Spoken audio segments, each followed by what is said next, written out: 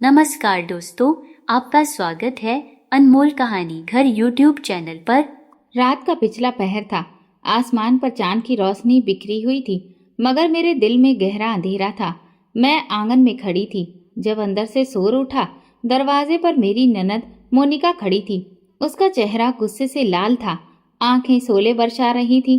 वो दहाड़ी, ये बच्चा किसका है? मेरा दिल जैसे किसी ने मुट्ठी में ले लिया हो। मैंने हैरानी से उसकी तरफ देखा। क्या मतलब है तुम्हारा? मेरी आवाज लड़खड़ा गई। फिर बाकी के घरवाले भी वहां पर जमा हो गए। मेरी सास ने मुझे घूर कर देखा। उनके चेहरे पर नफरत थी, आंखों में वही गुस्सा था जो किसी बेकसूर पर बरसाया जाता है। क्या मैंने सही सुना? सास ने आंखें लाल करते हुए घूर कर मुझसे पूछा। मेरी सांसें तेज हो गईं। मैंने आसपास नजर दौड़ाई। मेरी ननद की नजरें मेरे पेट पर जमी हुई थीं, जैसे कि मैं कोई मुजरिम हूँ। मेरी आंखों में आंसू भर आए। मुझे कुछ समझ में नहीं आ रहा था। ये क्या कह रही हो तुम? मैंने कांपती हुई आवाज में कहा। मोनिका ने मेरे पेट की तरफ इशारा किया। ये जो तेरे पेट में पल रहा है, ये किसका है? उसका लहजा जहर की तरह था। मेरे कदमों तले से जमीन खिसक गई। मैंने बेयकीनी से अपने पति गौरव की तरफ देखा, जो दरवाजे के करीब खड़ा था। शायद वो सबको समझाए कि ये उसी का बच्चा है और मैं चरित्रवान हूँ, मैं बेगुनाह हूँ। मगर वो बिल्कुल खामोश था। मोनिका एक बार फिर से चीखी। ये बच्चा किसका है? ये गौरव का है, मैंने पूरी ताकत से कहा, मगर मेरी आवाज में बेबसी थी। मोनिका ने ठहाका लगाया। ये गौरव का है? अरे क्यों झूठ बोल रही है? गौरव को छोड़कर और किसके साथ रिश्ते थे तेरे? बस करो, मैंने चीख कर कहा। अपनी जुबान संभाल कर बात करो। मैं कोई बदचलन औरत नहीं हूँ। अच्छा, तो फिर तू पेट से कैसे हुई? मोनिका ने मेरे पति की तरफ देखा और बोली। ये तो कब का कह चुका है कि इसने तुझे हाथ भी नहीं लगाया। ये सुनकर मेरी आंखें हैरत से फैल गईं। मैंने गौरव की तरफ देखा, जो मुझसे नजरें चुरा रहा था। ये झूठ है, मैंने आंखों में आंसू लिए कहा। गौरव, तुम कुछ कहो। तुम्हें पता है ना कि मैं कैसी हूँ? मैं सिर्फ तुम्हारी हूँ। गौरव ने गहरी सांस ली, जैसे खुद को मजबूत कर रहा हो, और फिर बोला। मैं कुछ भी नहीं जानता। मेरी दुनिया अंधेरे में खो गई। मैंने बेयकीनी से उसे देखा। क्या? मेरी आवाज लड़खड़ा गई। मैंने गौरव से पूछा तो उसका लहजा बहुत सख्त था। मैं ये नहीं कह रहा, लेकिन हालात तो यही बता रहे हैं। ये सुनकर मैंने अपना सिर थाम लिया। हे भगवान, ये कैसा इल्जाम है? मैंने तो कभी किसी गैर मर्द की तरफ नजर उठाकर भी नहीं देखा। सास ने आगे बढ़कर मेरा बाजू खींचा। बस करो, अब ये ड्रामा बंद करो। ये सब करने की जरूरत नहीं है। मैं ऐसी गंदी औरत को अपने घर में बिल्कुल बर्दाश्त नहीं कर सकती। मैंने कुछ गलत नहीं किया, मैंने रोकर कहा। झूठ मत बोलो। सास ने मेरे बाल पकड़कर मुझे फर्श पर पटक दिया। मेरा माथा जमीन से टकराया और खून की एक पतली लकीर वहां से बह निकली। माँ जी, ऐसा मत करिए। कम से कम ऐसे हालात में तो नहीं। मैं पेट से हूँ, मोनिका ने बड़ी ही बेदर्दी से कहा। अगर तू मर भी जाए ना, तो मुझे कोई परवाह नहीं है। सास ने नफरत से कहा। बस, अब ये इस घर में नहीं रहेगी। गौरव, मैंने करहा कर अपने पति की तरफ देखा। मुझे बचाओ, मगर वो दरवाजे की तरफ बढ़ चुका था। गौरव, मैंने फिर से चीख कर कहा। मैं तुम्हारे कदमों में गिर जाती हूँ, मगर तुम मेरा यकीन करो। लेकिन उसने एक पल के लिए भी मेरी तरफ मुड़कर नहीं देखा। मैं तुम्हें तलाक दूंगा, उसके शब्द गूंजे और मेरा दिल जैसे किसी ने मसल कर रख दिया हो। मेरी दुनिया लुट गई थी। मेरे शरीर की ताकत खत्म हो चुकी थी। मैं बेजान सी जमीन पर गिरी थी। सास ने मेरा दुपट्टा खींचकर मुझसे अलग कर दिया और मुझे घर से बाहर धकेल दिया। अब इस घर में तेरे लिए कोई जगह नहीं, और दरवाजा धड़ाम से बंद कर दिया। मैं जमीन पर गिरी थी। रात की काली स्याही मुझे अपने अंदर समेट रही थी। मैं बेगुनाह हूँ, मैंने सिसकी भरकर बोला, मगर मेरी आवाज वहां कोई नहीं सुन रहा था। मुझे महसूस हो रहा था कि जैसे मेरा दम निकल रहा हो। फिर मुझे हर तरफ अंधेरा नजर आने लगा। मैं जमीन पर बेसुध सी गिरी थी और मेरे अंदर से तन्हाई और बद्दुआओं की आवाज आ रही थी। मैंने कमजोर उंगलियों से दरवाजे की दहलीज छुई, जहां कुछ लम्हों पहले मैं इज्जतदार पत्नी के रूप में बनकर खड़ी थी। मगर अब एक रुस्वा औरत बनाकर निकाल दी गई थी। बारिश होने लगी, बूंदें जमीन पर गिरने लगीं, जैसे आसमान भी मेरी बेबसी पर आंसू बहा रहा हो। मेरे होंठ कांप रहे थे, शरीर बेजान हो रहा था, मगर सबसे ज्यादा मेरा दिल जख्मी था। गौरव, मैंने कराह कर उसका नाम लिया, मगर कोई जवाब नहीं आया। दरवाजे के पीछे वो इंसान था जिसे मैंने सबसे ज्यादा चाहा था, जिसके लिए अपने वजूद को कुर्बान कर दिया, और आज वही इंसान मेरे लिए अजनबी बन गया था। मैंने धीरे धीरे अपने हाथ से अपना पेट थाम लिया। मेरे अंदर मेरा बच्चा था, मेरा इकलौता सहारा, मेरी आखिरी उम्मीद। मेरी कोख में पलने वाला ये नन्हा सा वजूद मेरी बेगुनाही का सबसे बड़ा गवाह था, मगर कोई नहीं था जो ये गवाही सुनने को तैयार हो। मैं बेगुनाह हूँ। मेरी आंखों से आंसू बहने लगे, मगर जवाब में बस रात की ठंडी हवा चली। अब मैं कहाँ जाऊं? मेरे कदम अपने आप मायके की तरफ बढ़ने लगे। मेरा घर, जहाँ मेरा बचपन बीता था, जहाँ मेरे माँ बाप का आशीर्वाद था, भाइयों का प्यार था, हाँ, वो मेरा घर है। वो मुझे वापस ले लेंगे। मैं नंगे पांव भीगे कपड़ों में सड़क पर चलने लगी। हर कदम के साथ मेरा दिल तेजी से धड़क रहा था। क्या वे सच में मुझे अपना लेंगे? बाबा, आप मेरी बेगुनाही पर यकीन करेंगे? सर्दी बढ़ती जा रही थी। हवा बदन में नुकीले कांटों की तरह चुभ रही थी, मगर मैं चलती रही। मैंने उम्मीद का दामन नहीं छोड़ा। आखिरकार मैं दरवाजे पर पहुंच गई। लकड़ी के उस दरवाजे को देखकर मेरे दिल में एक उम्मीद जगी कि अंदर से माँ की आवाज आएगी, मेरे पिता मुझे गले से लगा लेंगे और भाई मेरे सिर पर हाथ रखकर कहेगा कि हम जानते हैं कि तुम बेकसूर हो। मेरी आंखें खुशी से भीग गईं। मैं कांपते हाथों से दरवाजा खटखटाने लगी। माँ, मैंने कमजोर आवाज में पुकारा। कोई जवाब नहीं आया। पिताजी, मैंने रोते हुए कहा, दरवाजा खोलिए। मुझे कदमों की आहट सुनाई दी। दरवाजा खुला और सामने मेरा बड़ा भाई खड़ा था, मगर उसकी आंखों में वो प्यार नहीं था जो कभी मेरे लिए हुआ करता था। यहाँ क्यों आई हो? उसने सख्त लहजे में पूछा। भाई, मैंने एकदम से उसका हाथ थामना चाहा, मगर उसने पीछे हटकर दरवाजे को मजबूती से पकड़ लिया। हमें शर्मिंदा करने आई हो? उसके शब्द जहर की तरह थे जो मेरे दिल में उतर गए। नहीं भाई, मैं तो बस अपने घर वापस आई हूँ। मेरी बात सुनो, मैं बेकसूर हूँ। मैंने प्रार्थना की। अच्छा, बेकसूर? अंदर से मेरी भाभी की जहरीली आवाज आई। तो क्या सब लोग झूठ बोल रहे हैं? तेरे ससुराल वाले, पूरा मोहल्ला, सब गलत हैं और तू अकेली सही है। भाभी, मेरी बात समझने की कोशिश करो। मैंने हाथ जोड़ दिए। बस करो, भाई ने झटक कर कहा। हम अपनी इज्जत अब और ज्यादा मिट्टी में नहीं मिलाना चाहते। मम्मी पापा भी तेरे इस चरित्र के सदमे से बीमार हैं, और अब वो तेरे मुंह से कोई सफाई नहीं सुन सकते। भाई, मेरी बात तो सुनो। मेरी आवाज तड़प उठी। चली जा यहाँ से। भाई ने एक झटके से दरवाजा बंद कर दिया। ये बात मेरी आखिरी उम्मीद को तोड़ने के लिए काफी थी। मैंने बेयकीनी से दरवाजे को देखा। माँ, मैंने दरवाजा पीटना शुरू कर दिया।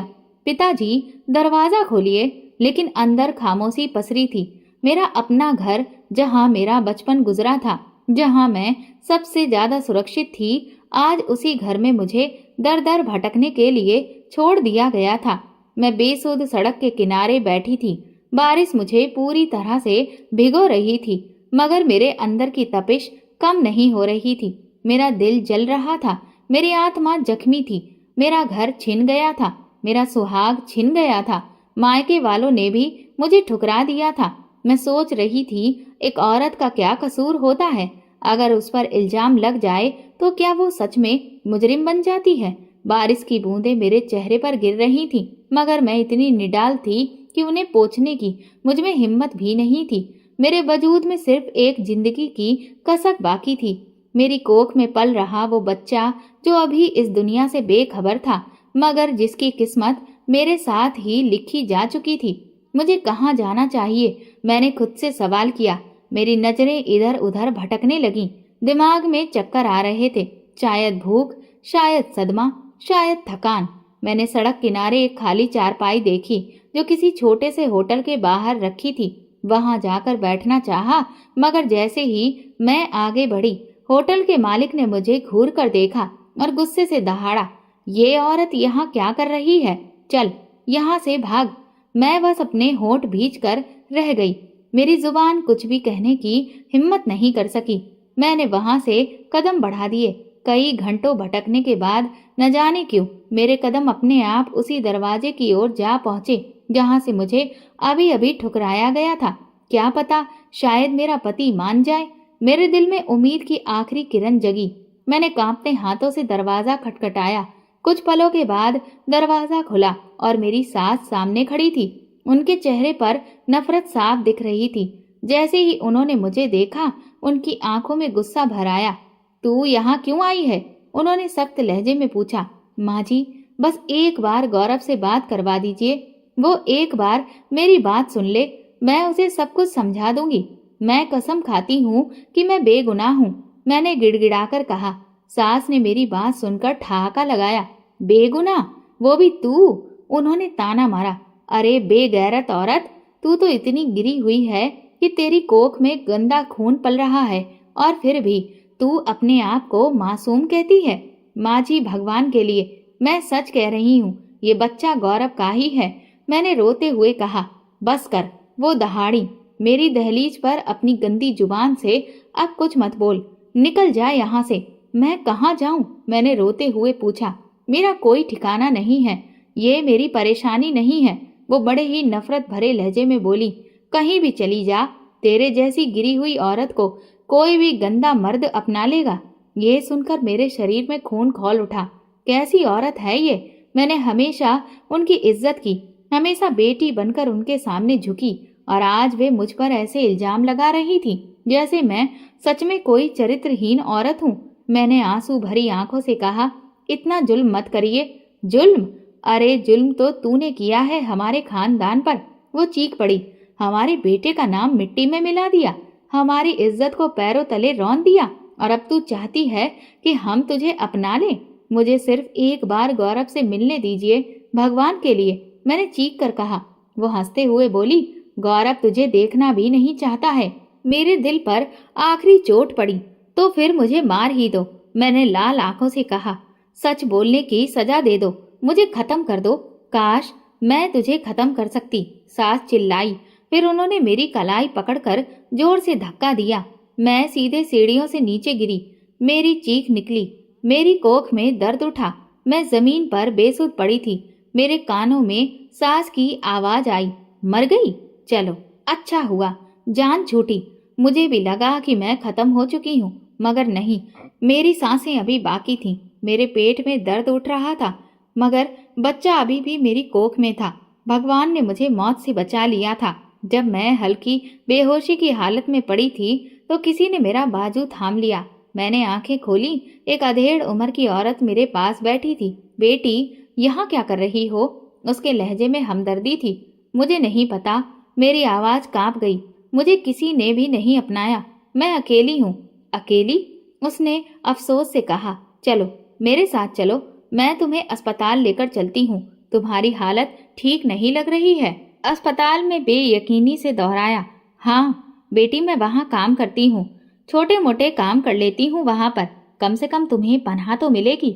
मैंने उन्हें ध्यान से देखने लगी। क्या ये भगवान की तरफ से मेरे लिए मदद थी? क्या मेरी प्रार्थना कबूल हो गई? मैंने कमजोर हाथों से उस औरत का हाथ थाम लिया।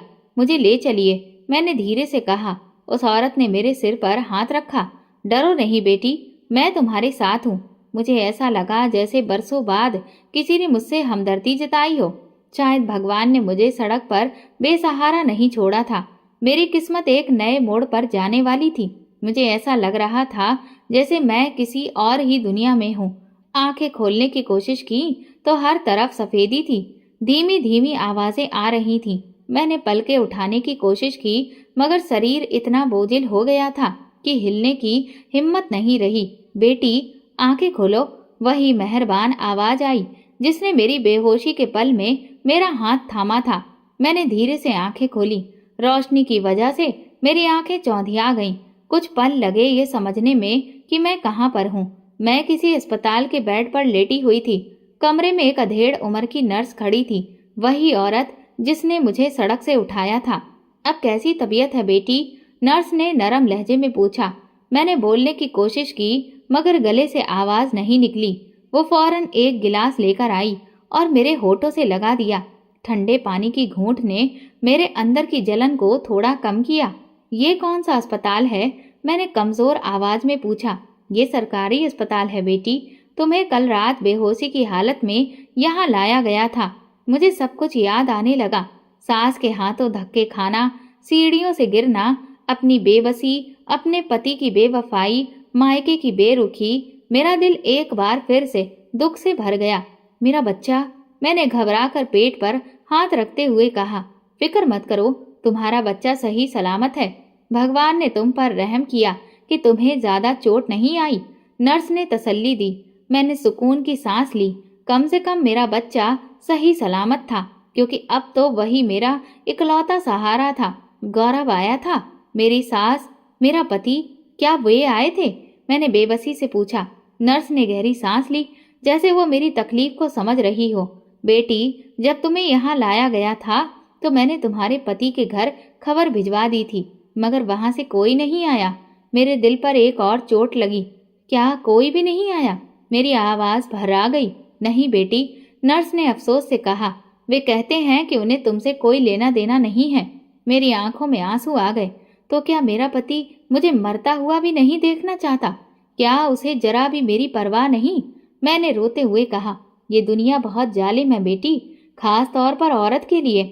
मगर तुम हिम्मत मत हारो, भगवान सब देख रहा है। नर्स ने मेरा हाथ दबाया। दिल में एक अजीब सी जिद जाग उठी। क्या मेरा पति इतना बेदर्द हो सकता है? क्या वो वाकई इतनी आसानी से मुझे छोड़ सकता है? मुझे उससे बात करनी है।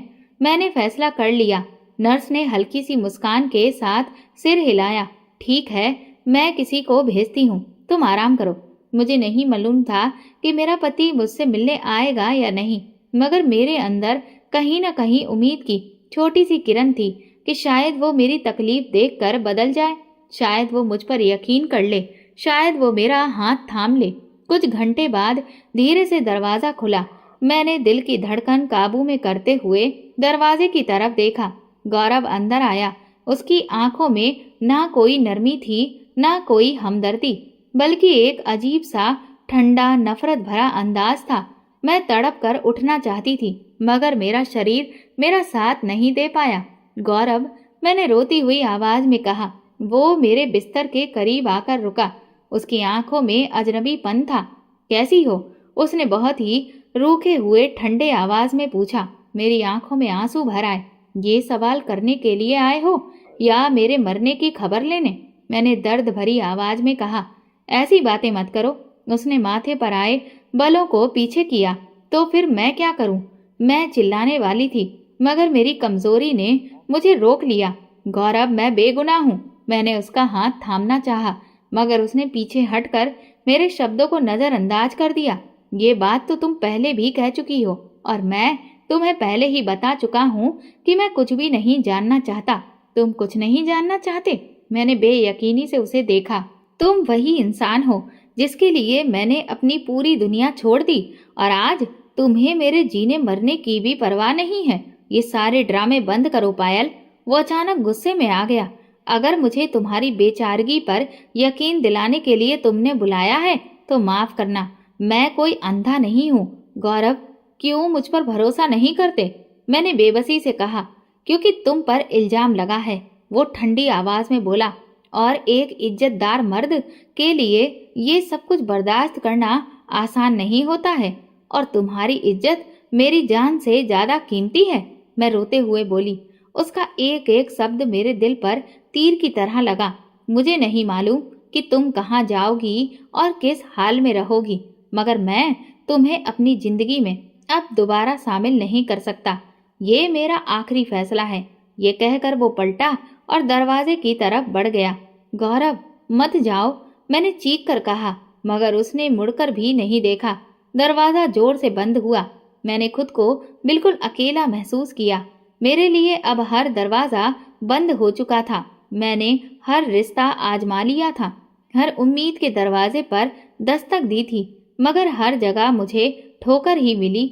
मैंने कंबल के अंदर अपना चेहरा छुपा लिया और फूट फूट कर रोने लगी।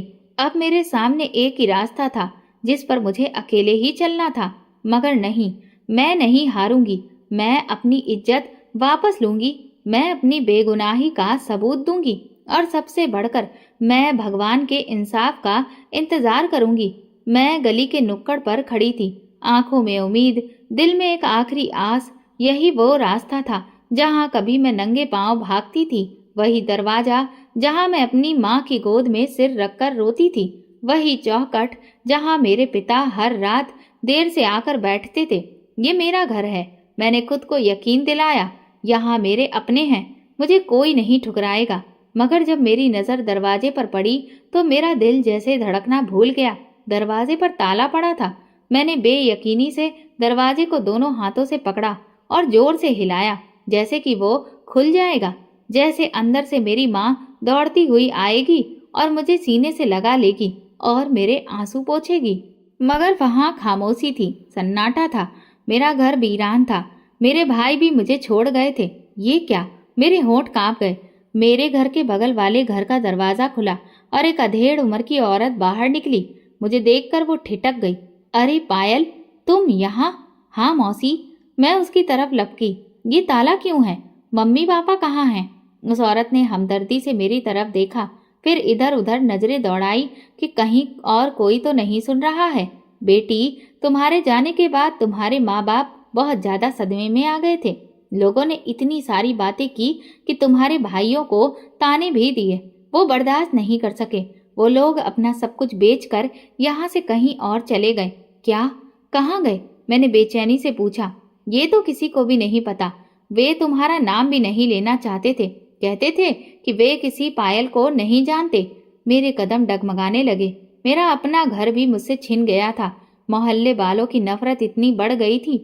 मैं दहलीज पर बैठ गई, अपनी बिखरी हुई दुनिया के मलबे में आंखों से आंसू बहाती रही। मगर कोई नहीं था जो उन्हें साफ करता, कोई नहीं था जो मेरे दुख में शामिल होता। तभी मोहल्ले के कुछ लोग मेरे आसपास जमा होने लगे। ये तो वही है ना? इसके बारे में सब जगह बातें हो रही थी। हाँ, सुना है इसका पति भी इसे छोड़ चुका है और इसके ससुराल वालों ने इसे घर से निकाल दिया है। मतलब कुछ ना कुछ गड़बड़ तो होगी ही ना। मेरे शरीर में झुंझुनी दौड़ गई। मैंने नजरें झुका ली। ए लड़की, यहाँ बैठे रहने का इरादा है क्या? एक औरत ने ताना मारते हुए कहा। ये तेरे लिए कोई धर्मशाला नहीं है जहाँ जाकर तू बैठ गई है। चल हट यहाँ से, एक मर्द ने गुस्से से कहा। ये शरीफों का मोहल्ला है, बदचलन औरतों की यहाँ पर कोई जगह नहीं है।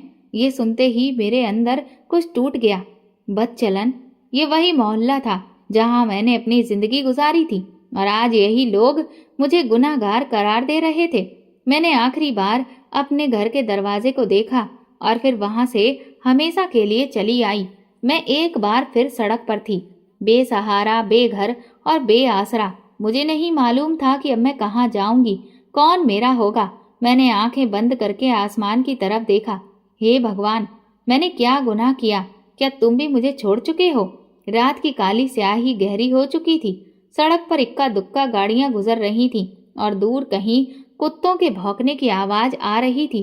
मैं नंगे पांव भीगे कपड़ों में फिर से मदद की उम्मीद में गली के किनारे पर खड़ी थी। मेरे हाथ अपने आप मेरे पेट पर जा पड़े थे। मैंने अपनी कोख में पल रहे बच्चे को महसूस किया। वो जिंदा था, सांस ले रहा था और मेरी इस मुश्किल घड़ी में मेरे साथ था। मेरे बच्चे, हम अकेले हैं, मगर मैं तुझे इस दुनिया में अकेला नहीं छोड़ूंगी। मैंने खुद से वादा किया। सर्दी बढ़ रही थी, मेरे दांत किटकिटा रहे थे। मैंने दुपट्टे को अपने आसपास लपेटना चाहा, मगर वो भी भीगा हुआ था। तभी एक आवाज सुनाई दी। यहाँ क्यों बैठी हो? मैंने गर्दन उठाई तो देखा सामने एक रिक्शा रुका था। उसमें बैठा एक मर्द मुझे अजीब नजरों से घूर रहा था। कहाँ जाना है? उसने एक अजीब सी मुस्कुराहट के साथ पूछा। मेरे शरीर में भय की एक लहर दौड़ गई। नहीं, मैं कहीं नहीं जाना चाहती, मैंने कांपती आवाज में कहा। तो फिर यहाँ पर बैठी क्या कर रही हो? वो रिक्शे से उतर आया। उसकी आंखों में दरिंदगी थी जिसे देखकर मेरा दिल जोर जोर से धड़कने लगा।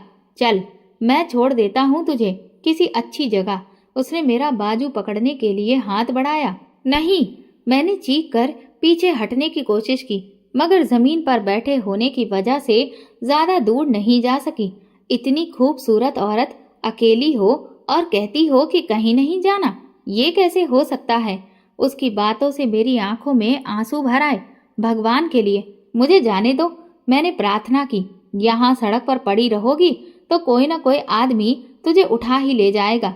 ये सुनते ही मेरे रोंगटे खड़े हो गए। दफा हो जाओ यहाँ से, मैंने पूरी ताकत से चीख कर कहा। उसने फिर आगे बढ़ने की कोशिश की, मगर तभी अचानक गली के नुक्कड़ से एक औरत की तेज आवाज आई, क्या कर रहा है तू? भाग यहाँ से। वो शख्स रुक गया। मैंने जल्दी से नजर उठाकर देखा। वो एक अधेड़ उम्र की औरत थी, जिसका चेहरा सख्त था, मगर आंखों में किसी हद तक हमदर्दी झलक रही थी। चला जा यहाँ से, वरना तुझे कुत्ते की तरह पिटवाऊंगी, वो औरत गरजी। वो आदमी बड़बड़ाता हुआ वापस अपने रिक्शे में बैठा और वहां से निकल गया। मेरे जान में जान आई। वो औरत मेरे करीब आई और मुझे ऊपर से नीचे तक ध्यान से देखने लगी। कौन हो तुम और यहाँ इस वक्त क्यों बैठी हो? मैंने कांपते हुए अपने आंसू साफ किए और अपनी घुलती हुई आवाज में कहा, मेरे पास कहीं और जाने की कोई जगह नहीं थी। उस औरत ने गहरी सांस ली और बोली, चलो मेरे साथ आओ। मैंने हैरत से उसे देखा। कहाँ? यहाँ पास में एक अनाथालय है, मैं वहां पर काम करती हूँ। आज रात के लिए तुम्हें सहारा दे सकती हूँ, मगर उसके बाद तुम्हें कुछ ना कुछ सोचना होगा कि तुम कहाँ जाओगी। मैंने अविश्वास से उसकी तरफ देखा। क्या सच में इस दुनिया में अभी भी कुछ अच्छे लोग बाकी थे? मेरे पास और कोई रास्ता नहीं था। मैंने धीरे से सिर हिलाया। वो मुझे अपने साथ लेकर चल पड़ी। अनाथालय की इमारत पुरानी थी, मगर मजबूत थी। अंदर दाखिल होते ही मुझे एक अजीब सा सुकून महसूस हुआ। कमरे में कुछ औरतें और बच्चे मौजूद थे, जो कंबलों में लिपटे बैठे थे। यहाँ आराम करो, उस औरत ने मुझे एक चारपाई पर बैठने का इशारा किया। आपका नाम क्या है? मैंने प्यार भरी नजरों से पूछा। सीता, वो संजीदगी से बोली। मैं यहाँ छोटे मोटे काम करती हूँ। सीता आंटी, मैं आपकी एहसानमंद हूँ। मेरी आंखें भर आईं। ये एहसान नहीं, इंसानियत है, वो धीरे से बोली। रात को मैंने एक अरसे के बाद सुकून की नींद ली। सुबह की हल्की रोशनी खिड़की से अंदर आ रही थी। पक्षी चहचहा रहे थे और बाहर जिंदगी अपने रोजाना की तरह लौट रही थी। मगर मेरी जिंदगी, वो तो अभी तक बिखरी हुई थी। मैंने धीरे धीरे आंखें खोली तो सीता आंटी को अपने करीब बैठा पाया। कैसी तबीयत है अब? उनकी आवाज में हमदर्दी थी। पहले से बेहतर हूँ, मैंने कमजोर आवाज में जवाब दिया। सीता आंटी ने गहरी सांस ली, जैसे फिर कुछ सोच रही हो। उन्होंने मेरा हाथ थाम लिया। पायल, मैं जानती हूँ कि तुम बहुत मुश्किल वक्त से गुजर रही हो, मगर ये दुनिया रहम नहीं खाती। तुम्हें हिम्मत से काम लेना होगा, अपने पैरों पर खड़ा होना होगा। मैं बेबसी से बोली, मगर मैं क्या कर सकती हूँ? मेरे पास ना तो पैसे हैं, ना रहने की जगह, ना कोई सहारा। इसीलिए मैं तुम्हें एक मौका देना चाहती हूँ। सीता आंटी ने संजीदा लहजे में कहा। यहाँ पास में एक सरकारी अस्पताल है, मैं वहाँ सफाई का काम करती हूँ। अगर तुम चाहो तो मैं तुम्हें भी वहाँ पर काम दिलवा सकती हूँ। मैंने हैरानी से उनकी तरफ देखा। अस्पताल में? मगर मैं हिचकिचाई। क्या वे लोग मुझे काम देंगे? अगर मेहनत करोगी तो जरूर देंगे। उन्होंने मुझे हिम्मत दी। ये कोई बहुत बड़ी नौकरी नहीं है, बस एक छोटा सा काम है, मगर कम से कम तुम सड़क पर भटकने से तो बच जाओगी। मैंने शक में भर आई अपनी आंखों से अपने हाथों को देखा। कल तक ये हाथ सोने के कंगनों से सजे थे, एक आरामदायक जिंदगी गुजार रहे थे, मगर आज हालात पूरी तरह से बदल गए थे। लेकिन मैं कर भी क्या सकती थी? जिंदगी ने मेरे लिए कोई और रास्ता छोड़ा ही नहीं था। मैंने धीरे से सिर हिलाया। मैं ये काम करने के लिए तैयार हूँ। शाम को सीता आंटी मुझे अस्पताल लेकर गई। ये एक सरकारी अस्पताल था, जो काफी भीड़ भाड़ से भरा हुआ था। बीमार लोगों की फरियादें, व्यस्त डॉक्टर, भागते दौड़ते मरीज, हर तरफ यही नजारा था। मैंने घबराकर चारों तरफ देखा। सीता आंटी मुझे एक बुजुर्ग नर्स के पास ले गईं, जिन्हें सब निर्मला ताई कहकर बुलाते थे। निर्मला ताई, ये लड़की बहुत मजबूर है, इसे काम की सख्त जरूरत है। क्या आप इससे अस्पताल में इसके लिए कोई काम दिलवा सकती हैं? निर्मला ताई ने मुझे ऊपर से नीचे तक देखा। उनकी नजरें तेज थीं, जैसे मेरे अंदर तक झांक रही हों। क्या नाम है तुम्हारा? उन्होंने मुझसे पूछा। पूनम, मैंने धीरे से कहा। कोई अनुभव है अस्पताल में काम करने का? नहीं, मगर मैं सीख सकती हूँ। निर्मला ताई ने कुछ देर सोचा, फिर बोली, ठीक है, शुरू में तुम्हें सफाई के काम में लगाएंगे। अगर तुमने ईमानदारी और मेहनत दिखाई तो शायद बाद में तुम्हें नर्सिंग भी सिखा सकें। मुझे मंजूर है, मैंने तुरंत कहा, और इस तरह से अस्पताल में मेरा पहला दिन शुरू हुआ। ये काम आसान नहीं था। मैंने झाड़ू लगाई, फर्श साफ किया, मरीजों के कमरों को चमका दिया। शुरुआत में लोगों की नजरें मुझे अजीब लगती थी। ये वही पायल है जिसे कभी लोग इज्जतदार खानदान की बहू कहते थे, मगर फिर मैंने किसी की परवाह नहीं की। जब रात हुई तो मेरी कमर दुखने लगी, हाथों में थकान उतर आई थी, मगर मैंने एक पल के लिए भी शिकायत नहीं की। यह काम मुश्किल था, मगर मैं पीछे नहीं हटूंगी। रात को जब मैं अनाथालय के छोटे से कमरे में वापस आई तो बिस्तर पर लेटते ही मेरी आंखों में आंसू आ गए। मैंने आसमान की तरफ देखा। हे भगवान, मैंने कभी किसी का कुछ नहीं बिगाड़ा था, फिर मेरे साथ ऐसा क्यों हुआ? तू इंसाफ करने वाला है। तू एक दिन मेरी बेगुनाही को साबित करेगा। जो लोग मुझे बदनाम कर गए हैं वो सब एक दिन मेरी सच्चाई को देखेंगे। वक्त का पहिया चल पड़ा और इस तरह से मेरे दिन बदलने लगे। मैंने दिन रात मेहनत शुरू की। अस्पताल में लोग मुझे नौकरानी समझते थे, मगर धीरे धीरे मेरी ईमानदारी और मेहनत ने सबके दिलों में जगह बना ली। निर्मला ताई मुझ पर भरोसा करने लगी। एक दिन उन्होंने कहा, पायल, तुम बहुत समझदार हो। अगर तुम चाहो तो नर्सिंग सीख सकती हो। ये मेरे लिए बहुत बड़ी खुशखबरी थी। अगर मैं नर्स बन गई तो अपनी पहचान खुद बना सकूंगी। मुझे किसी के सहारे की जरूरत नहीं रहेगी। जिंदगी अब पटरी पर आ रही थी, मगर किस्मत को शायद अभी मेरा एक और इम्तिहान लेना था। एक दिन मैं इमरजेंसी वार्ड में सफाई कर रही थी जब अचानक बाहर शोर उठा, मरीज को जल्दी अंदर लाओ। लोग दौड़ते हुए अंदर दाखिल हो रहे थे। मरीज की चीखें और पुकारें सुनाई दे रही थी। मैंने भी घबराकर दरवाजे की तरफ देखा और जो मंजर मेरी आंखों के सामने आया उसने मेरे पैरों तले से जमीन खींच ली। सामने खून से लथपथ पड़ी हुई एक औरत और कोई नहीं, मेरी अपनी ननद मोनिका थी। वही मोनिका जिसने मुझे बदनाम किया था। आज वो खुद किसी मुसीबत में पड़ी हुई थी। मेरी सांसें रुकने लगीं। क्या ये कुदरत का इंसाफ था? इमरजेंसी वार्ड में कोहराम मचा हुआ था। मरीज की चीख पुकार, डॉक्टरों की भाग दौड़, नर्सों की परेशानी, हर तरफ हलचल थी, मगर मेरे कानों में सिर्फ एक ही आवाज गूंज रही थी जो मेरे दिल की धड़कन को तेज किए जा रही थी। मोनिका, मेरी अपनी ननद, वही जिसने मेरी इज्जत को मिट्टी में मिला दिया था, आज खून में लथपथ स्ट्रेचर पर पड़ी तड़प रही थी। जल्दी करो, मरीज का बहुत ज्यादा खून बह रहा है, एक डॉक्टर जोर से चिल्लाया। मैं अपने कदमों में जमी खड़ी थी। मेरे हाथ पसीने से भीग चुके थे। दिल में एक अजीब सी कसक थी। मैं उसे इस हालत में देखकर खुश नहीं हो रही थी, मगर मेरे अंदर एक हलचल जरूर थी। क्या ये भगवान का इंसाफ था? क्या वो अपने कर्मों का शिकार हो चुकी थी? नर्स और डॉक्टर उसे अंदर ले जा रहे थे। मैं अपनी जगह जमी खड़ी थी, जैसे किसी ने मेरे पैरों में बेड़ियां डाल दी हों।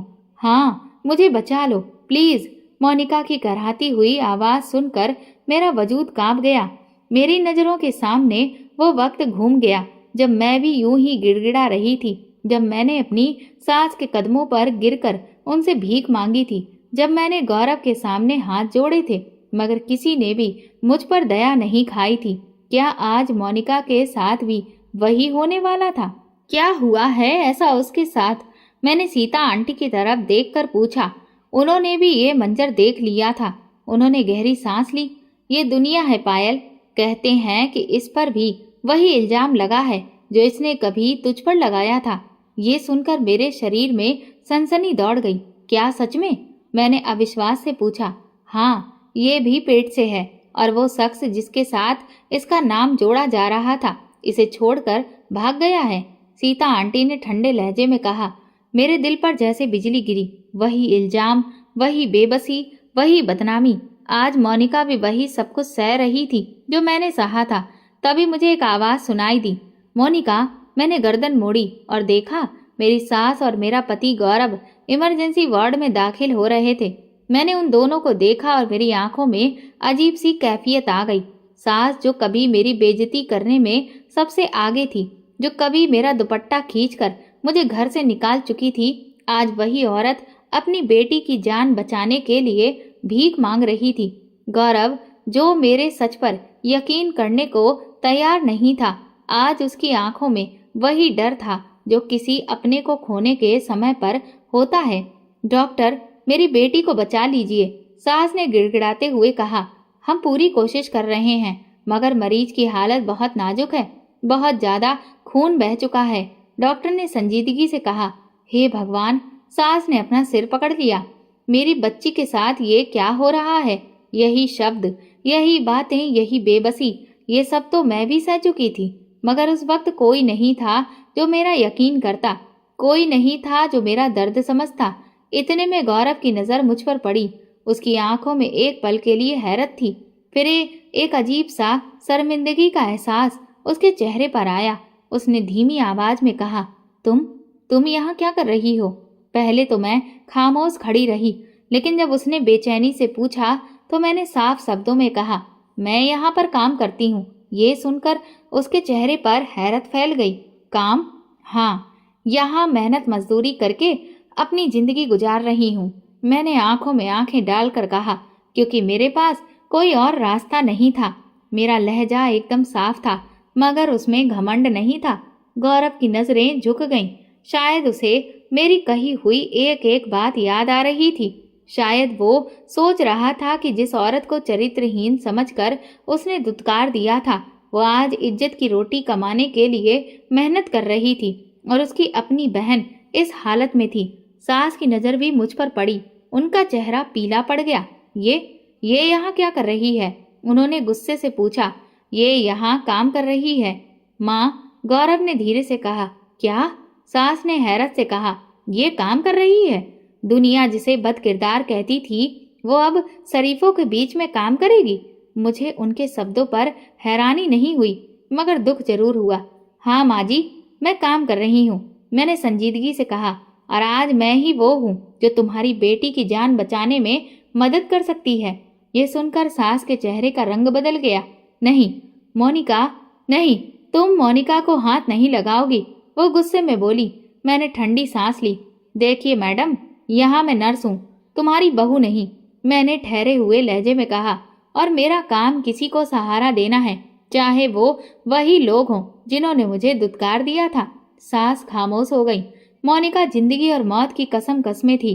डॉक्टर अपनी पूरी कोशिश कर रहे थे, मगर इसे खून की सख्त जरूरत है। अगर तुरंत खून नहीं मिला तो हम इसे नहीं बचा पाएंगे। एक डॉक्टर ने कहा।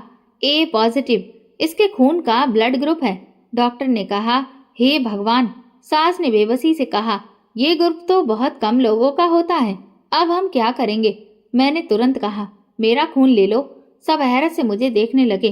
तुम अपना खून दोगी?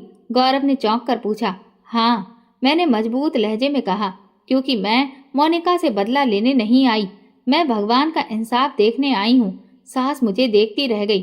शायद वो सोच रही थी कि जिस औरत को उन्होंने दुत्कार दिया था, वही आज उनकी सबसे बड़ी मदद कर रही थी। मैंने अपना खून दिया और मोनिका को ट्रांसफ्यूजन लगा दिया गया। कुछ घंटे के बाद डॉक्टर बाहर आया। अब वो खतरे से बाहर है। सास ने हाथ जोड़कर ऊपर वाले का धन्यवाद किया।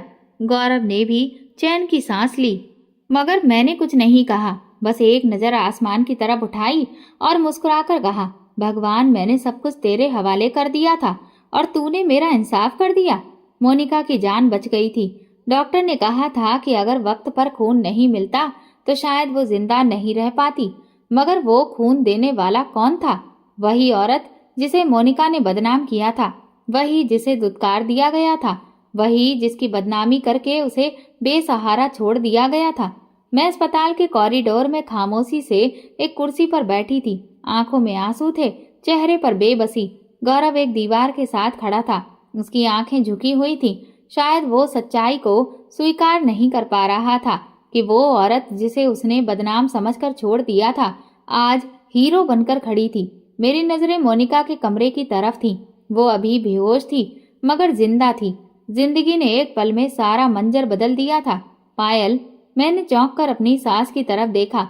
वो मुझे अजीब नजरों से देख रही थी, जैसे उन्हें यकीन नहीं आ रहा था कि मैंने सच में उनकी बेटी की जान बचाई है। तुमने सच में अपना खून दिया? जी, मैंने जवाब दिया। मगर क्यों? वो अभी भी हैरत में थी। तुम्हें तो बदला लेना चाहिए था। तुम्हें तो कहना चाहिए था कि जिस तरह हमने तुम्हें छोड़ा था, अब तुम हमें छोड़ दोगी। मैंने गहरी सांस ली। मैं यहाँ बदला लेने नहीं आई थी माँ जी। मेरा लहजा नरम मगर मजबूत था। मैं तो भगवान के इंसाफ का इंतजार कर रही थी, और वो मुझे मिल चुका है। सास ने हैरानी से मेरी तरफ देखा। क्या मतलब? मतलब ये है कि मैं जान चुकी हूँ कि दुनिया में हर चीज का हिसाब होता है। अगर मोनिका भी इस तकलीफ से गुजरी है तो ये भगवान का इंसाफ था, मगर मैंने उसके साथ वही सलूक नहीं किया जो आपने मेरे साथ किया था, क्योंकि मेरा हिसाब भगवान के हाथ में है, आपके हाथ में नहीं। सास के हाथ कांप गए। हमने तुम्हारे साथ बहुत बुरा किया पायल। उनकी आवाज टूटने लगी। हमने तुम पर इल्जाम लगाया, तुम्हें बेसहारा छोड़ दिया, तुम्हारा घर उजाड़ दिया। मैंने शांत लहजे में कहा, लेकिन मैंने सब कुछ भगवान पर छोड़ दिया था, और देख लीजिए आज इंसाफ हो चुका है। पायल, ये आवाज गौरव की थी। मैंने उसकी तरफ देखा। वो सिर झुकाए खड़ा था, जैसे कुछ कहना चाहता हो, मगर उसे शब्द नहीं मिल रहे थे। मैं जानता हूँ मैंने तुम पर यकीन नहीं किया, तुम्हें अकेला छोड़ दिया, तुम्हारी बेइज्जती की, मगर अब बहुत देर हो चुकी थी। मैंने मजबूती से कहा, गौरव, अब तुम्हें एहसास हो रहा है कि मैं बेगुनाह थी। अब जबकि भगवान ने तुम्हें सब दिखा दिया तो तुम शर्मिंदा हो रहे हो। अगर तुमने उसी दिन मेरा हाथ थामा होता तो शायद आज तुम्हारी इज्जत मिट्टी में नहीं मिलती। अगर तुमने एक बार मेरे शब्दों पर यकीन किया होता तो शायद तुम्हारी बहन पर वो इल्जाम नहीं लगता जो उसने मुझ पर लगाया था। गौरव ने नजरें झुका ली। वो कुछ नहीं कह सकता था। मेरा रास्ता अलग था। पायल, तुम कहाँ जाओगी? मेरी सास ने सवाल किया। जहाँ मेरी मेहनत मुझे ले जाएगी, मैंने सुकून से जवाब दिया। अब मैं किसी पर बोझ नहीं बनूंगी, ना किसी से सहारा मांगूंगी। सास के होंठ कांपने लगे, जैसे वो कहना चाहती हो कि वापस आ जाओ, हम तुम्हें अपना लेंगे। मगर मैंने उन्हें मौका ही नहीं दिया।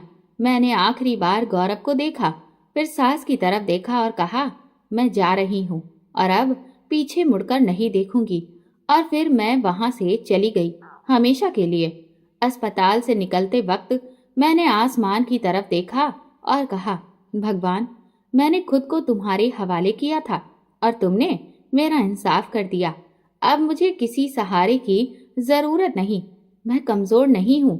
मैं जान चुकी हूँ कि औरत की सबसे बड़ी ताकत उसकी खुददारी है, और जब वो अपना मामला भगवान पर छोड़ देती है तो दुनिया की कोई ताकत उसे हरा नहीं सकती। जिंदगी अजीब है। वक्त बदल जाता है, चेहरे बदल जाते हैं, रिश्ते बदल जाते हैं, मगर जो चीज नहीं बदलती वो है भगवान का इंसाफ। 1 साल पहले मैं एक बेसहारा, मदद की तलबगार औरत थी जिसे अपने अपनों ने ही छोड़ दिया था, मगर आज मैं एक कामयाब नर्स हूँ, अपने पैरों पर खड़ी, अपने बेटे की परवरिश करने वाली एक मजबूत माँ। मैंने हार नहीं मानी। उसी दिन अस्पताल के एक वार्ड में मैं मरीज को दवाई दे रही थी जब अचानक एक जानी पहचानी आवाज सुनाई दी, पायल। मैंने चौंक कर देखा और मेरे हाथ में पकड़ी दवा की शीशी लगभग गिरने से बची। मेरे सामने गौरव खड़ा था। 3 साल बाद वही चेहरा, मगर अब पहले जैसा गुरूर नहीं था। आंखों में पछतावे की परछाइयां थी, जैसे वो मुझसे कुछ पूछना या कहना चाहता हो। मैंने नजरें झुका ली और अपने काम में लग गई, जैसे मैंने उसे पहचाना ही ना हो। पायल, मैं तुमसे बात करना चाहता हूँ, उसने विनती की। मेरी ड्यूटी है, मेरे पास वक्त नहीं है, मैंने ठंडे लहजे में कहा। प्लीज बस एक बार मेरी बात सुन लो, उसने फिर से कहा। मैंने गहरी सांस ली और उसकी तरफ देखा। अब कहने को क्या बाकी रह गया है? मैंने शांत लहजे में पूछा। पायल, मैं बहुत शर्मिंदा हूँ। उसकी आवाज भारी हो गई।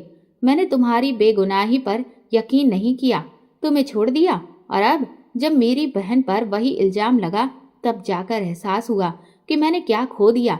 मैं खामोश रही। मैं रोज भगवान से प्रार्थना करता था कि मुझे एक मौका मिले तुमसे माफी मांगने का, तुम्हें अपनी जिंदगी में वापस लाने का। ये कहते हुए उसकी आंखें भर आईं। मैंने ठंडी हंसी हंसते हुए कहा, गौरव, वो वक्त अब गुजर चुका है। मैं बहुत पहले ही ये तय कर चुकी थी कि मैं अब पीछे मुड़कर नहीं देखूंगी। लेकिन पायल, हम फिर से एक हो सकते हैं, उसने उम्मीद से कहा। तुम मेरे साथ चलो, हम अपनी जिंदगी दोबारा शुरू करेंगे। मैंने कुछ पल उसे देखा, फिर हल्की मुस्कान के साथ कहा, फैसला मेरा था गौरव, और मैंने फैसला कर लिया है कि मैं तुम्हें कभी माफ नहीं करूंगी। गौरव की आंखों में हैरत और तकलीफ देखी। उसके चेहरे पर पछतावा साफ झलक रहा था। पायल, मैंने सब कुछ खो दिया है। मेरी बहन तबाह हो गई।